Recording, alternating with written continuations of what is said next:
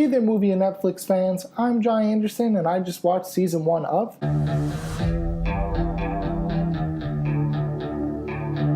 The Defenders is an amalgamation of all the Marvel Netflix shows we got in thus far, and I was pretty excited for this team up as I was such a fan of the other solo series with the exception of Iron Fist, which definitely dampened my excitement, and the fact that they chose to open the series with Iron Fist was even more concerning right off the bat. Especially when it comes to the first 2 episodes that focus so heavily on catching us up with each character, which causes the early episodes to drag quite a bit, but unfortunately this is a necessary evil to bring these characters together. I just wish they could have done it in a more interesting way.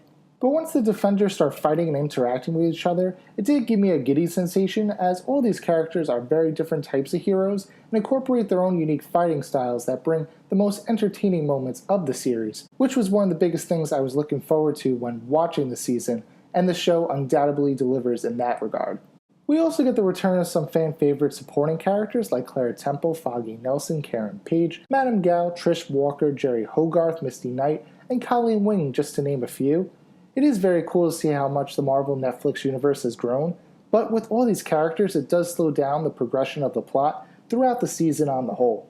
Another reason for such a slow plot progression is that the villain plot simply isn't very dense. It comes off as a bit of a rehash of the back end of Daredevil Season 2, where our heroes once again are fighting the Hand and Elektra that share very similar story beats. Sigourney Weaver is a nice addition to the cast as our main villain, the leader of the Hand, Alexandria, who definitely shares some influence to Ra's al Ghul in the League of Assassins, as she manages to give a stoic and commanding performance. However, again, the overall plan of the Five Fingers of the Hand lacks a feeling of urgency, as they spend more time discussing their plan rather than executing it. The action sequences are definitely an improvement over the first season of Iron Fist that clearly left a lot to be desired. However, the majority of the action is shot in darkness, and though there are some fun fights, don't match the same level of awe that was left after Daredevil Season 1's hallway fight, the final fight versus Kilgrave, or Cage strolling through a building filled with a ton of armored henchmen.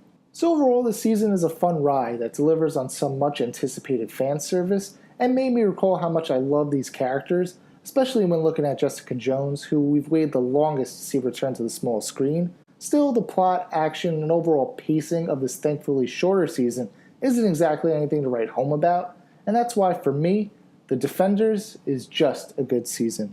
So those are my thoughts on Season 1 of The Defenders. Do you agree, disagree? Let me know down in the comments below. And I just wanted to take a moment to thank those who recently subscribed to my channel per the Flick Picks recommendation on his most recent fan mail unboxing video. I really appreciate your interest, and don't be shy to start a conversation. Also, if you're watching this video and don't know who the Flick Pick is, be sure to check out both his channels when you get a chance. And if you're still watching this video, you may like my other videos, like my thoughts on Season 1 of Luke Cage and or Iron Fist. And if you disliked Iron Fist as much as I did, also check out a spoiler podcast I did with Bandit Incorporated and a fellow Patreon. Be sure to check out my social media links and other links down in the description below. And until next time, don't forget to watch the movies.